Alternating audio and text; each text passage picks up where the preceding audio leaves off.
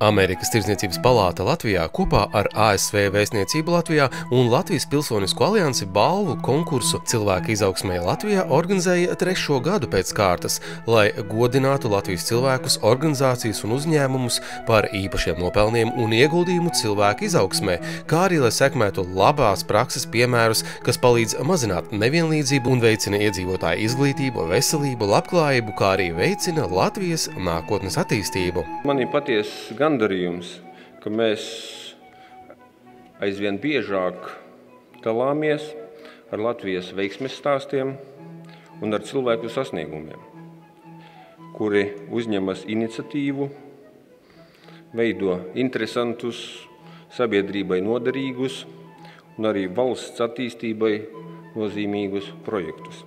Balvu cilvēku izaugsmē kategorijā par sociālo atbildību saņēma Zigmunds Zaļenko, kurš ir remonta strādnieks 2 pašvaldības iestādēs – Brocēnu pirmskolas izglītības iestādē Mūsu mājas un Brocēnu novada jauniešu centrā Kopā. Cilvēks ar savām rokām, var teikt ar neko, tikai ar savām spējām un ideju, ir izdarījis tik daudz, ka viņam jau ir līdzīgi domājoši, un droši vien noskatoties sižetu un uzzinot, gan jau, kad vēl mūsu valstī ir tāda. Pagājušajā gadā kopā ar bērniem un jauniešiem Zigmunda vadībā tapa vides objekts putnu viesnīca, putnu būru koks ar 80 putnu būriem. Zigmunds savā novadā iesaista arī arvien vairāk bērnu ripo auto nodarbībās, jeb koka auto modeļu gatavošanā un sacensībās. Bet tās ir tikai 2 no Zigmunda daudzajām idejām un realizētajiem lielajiem un mazajiem darbiem. Gan Brocēnu pirmskolas izglītības iestādē Mūsu mājas, gan novada jauniešu centrā Kopā gandrīz katrā telpā ir kāds priekšmets, ko Zigmunds Zaļenko ir taisījis pats savām rokām, palīgā aicinot bērnus un jauniešus. Sajūta lieliski. Gandarījums par paveikto darīto. Paldies visiem Brocēnu novada iedzīvotājiem, jo visi jau bija darbībā un līdzdarbojoties, jau mēs tikai paceļam visu.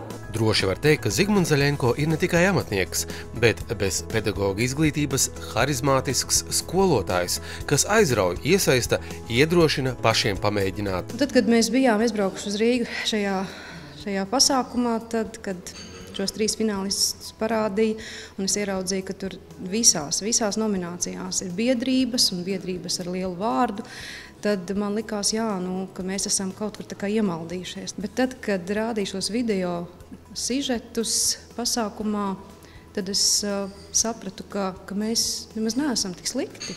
Un, protams, tad, kad nosauca Zigmundu kā fināla uzvarētāju, man tās sajūtas bija neizsakāmas. Es ar tādu lepnumu gāju viņu sveikt, jo viņš bija vienīgais cilvēks, viens, kā personība, fiziska persona, kur saņēma šo balvu par savu darbu, ko viņš dara ikdienā, brīvprātīgi, neprasot nevienam neko par to.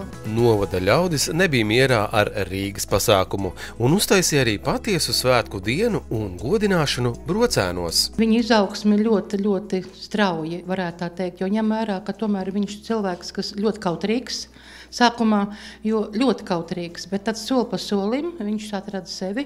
Un kas ir gads interesantākais, ka viņam jau pašu sākumu interesēja jau visi tie darbi, kas mums bija vajadzīgi. Zīgs, man liekas, aptver visu Brocēnu novada sabiedrības daļu, ne tikai pirmskolniekus, jo viņš ir ļoti daudzpusīgs. Viņš gandrīz katrai auditorijai, katrai vecuma grupai spēja piedāvāt kaut ko tādu, kas viņiem interesē.